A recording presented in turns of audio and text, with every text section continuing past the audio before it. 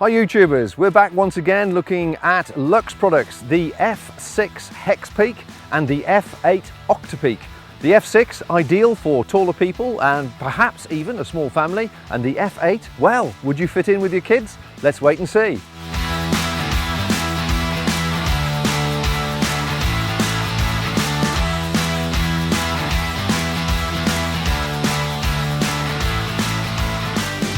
So as I was saying at the beginning, we're looking at the F6A double inner, and we're also going to look over here at the Octapeak, the F8. But let's start with the details of the F6A. Now, let's not get confused. The F6A, the Hex Peak F6A, this is the summer version, not the winter version, which is called the F6E, which comes with a solo inner. We're not talking about that, we're talking about the duo inner. And what I wanted to do was go through the benefits of this particular tent for people who are perhaps slightly taller like myself, or maybe even have a small family and this want a comfortable lightweight tent to take camping. The thing with the V4A, the smallest model in the Luxe range, the Hex Peak range, is that it's only suitable for people up to about 6'2" absolute max. So when you're that sort of height, you do need obviously a little bit more space, and this is where the F6 comes in. Now I've just put this inner up and I've got my measuring tape out to measure it myself to give you some accurate figures, but the maximum length in here is 255 and the maximum depth is 190. Now at 6'2", I'm about 188. That should give me plenty of space in here, which I'm about to show you.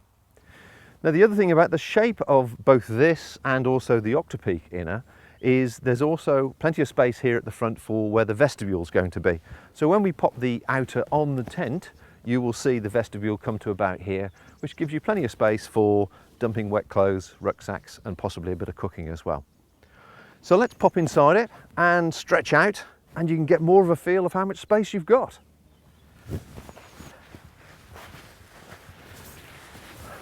Well, I think it's loads of space.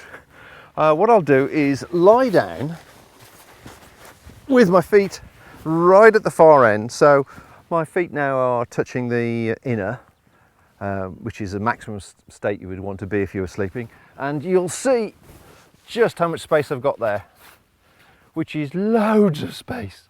So even for somebody 6'6", there's still going to be a reasonable amount of space here. Plus, of course, I've got equal amount of space here as well for a guest. And there's a little bit of storage space just in that little quarter at the back. So if I had perhaps a couple of children, I don't know, 6, 7-year-olds, something like that, that was camping with you, you would have space to have them in here as well. Obviously, if there's 2 people, there's more than enough space. Any more than that, well, you'd have to be really, really friendly. So I think that sort of gives you an idea of the space inside the F6.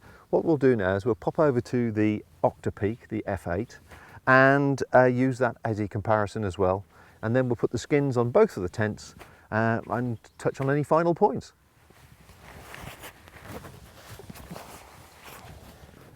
So now we come on to the Octapeak, the Luxe F8, which is proportionally larger once again than the F6. This at the moment is set to 197 high, which gives you a floor space inside this inner of 3 meters that way and 2.3 meters wide. The other thing you'll notice straight away from the angle of the cameras is that there's 2 doors, which is great because if the wind changes during the night, that means you can obviously opt out through the second door, or if you fall out with the people in the tent with you, you can use your own entrance. So as you can see, proportionately much larger and ideal for more than 2 people. In fact, we had a young family looking at these tents earlier today, comparing the two for exactly the reason they wanted to have something lightweight that they could take camping with them but still have space, and they chose the F8. So I'm going to pop inside and give you a comparison of what it's like in the real world with somebody just over 6 foot tall. So as I mentioned, it's 230 this way, 2.3 this way, and 3 meters that way, which is a lot of space really. And now getting into it once again, at the height that I am, you could actually fit 4 adults who are 6'2" in here. It might be slightly snug, but there's plenty of space. So what I'm going to do is I'm going to lie short ways first and then lie lengthways to give you more of an idea. But if I lie next to the pole here, and again have my feet virtually on the inner, I've still got a good foot above my head here, and a second person could lie there of a similar size. Let's move across. So you could have 2 couples in here, but if I lie long ways, it's huge. I'm going to go now. I may be some time. So my feet are at the bottom there, and I've got all this space up here. So as you can see why this young family today chose this as the ideal option. 2 adults, plenty of space, plenty of storage, and certainly plenty of space for 2 kids. So a good all-round lightweight family tent. And it weighs in at 2.6 kilos, which is very respectable for a lightweight tent for, well, 4 adults. So let's pop on the outer skins on both of these and check out any final features worth mentioning. Okay, so we've now put the outer skin on the Hex Peak F6A, and we've also put it on the Octapeak, the F8 over here. And let me just explain a couple of things about what you're seeing at the moment.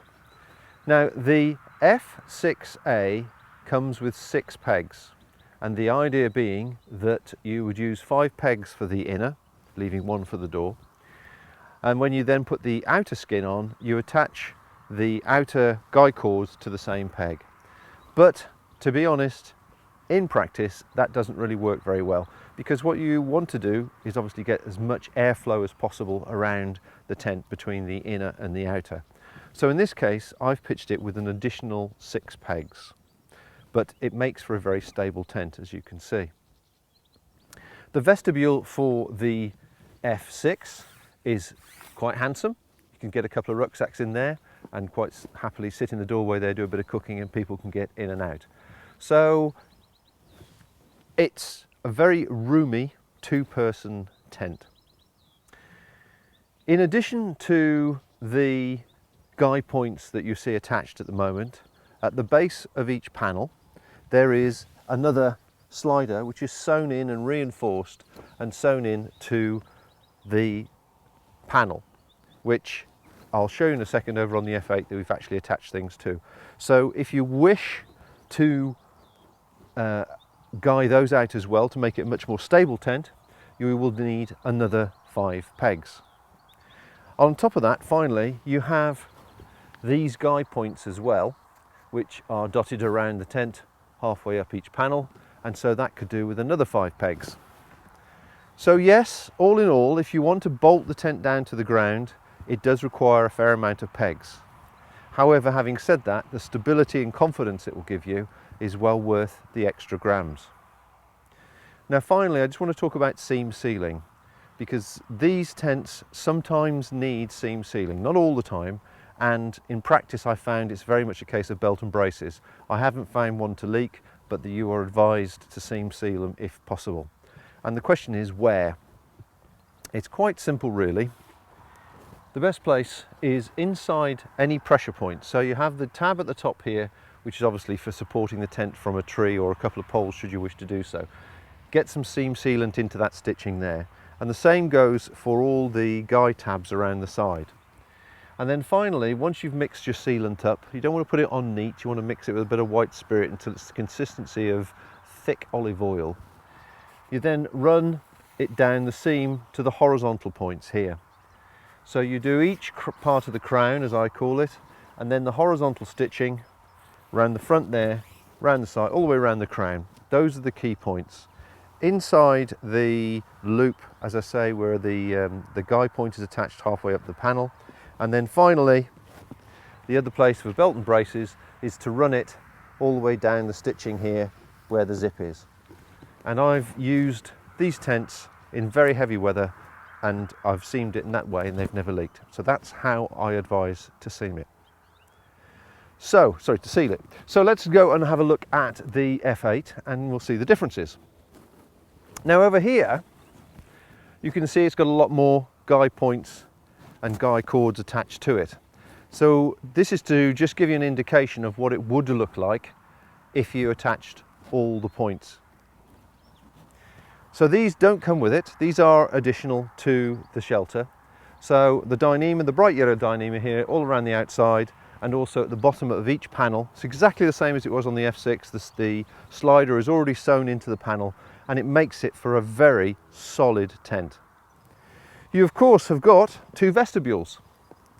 You've got this one here, which is a fair size, and you've got the same size at the other side as well. So if there are 4 people in there, you have a reasonable amount of space. Particularly, as I say, the tent itself is only, what, 2.6 kilos. Now the thing to remember with the F8 is the F6 comes with 6 pegs, this comes with 15 pegs. So that allows you enough pegs to pitch the inner and then pitch the outer, making sure you've got plenty of air gap inside here and obviously plenty of tension. But you will need additional pegs and guy ropes if you want to do what I've done and attach these as well. The seam sealing of the F8 is exactly the same as the F6.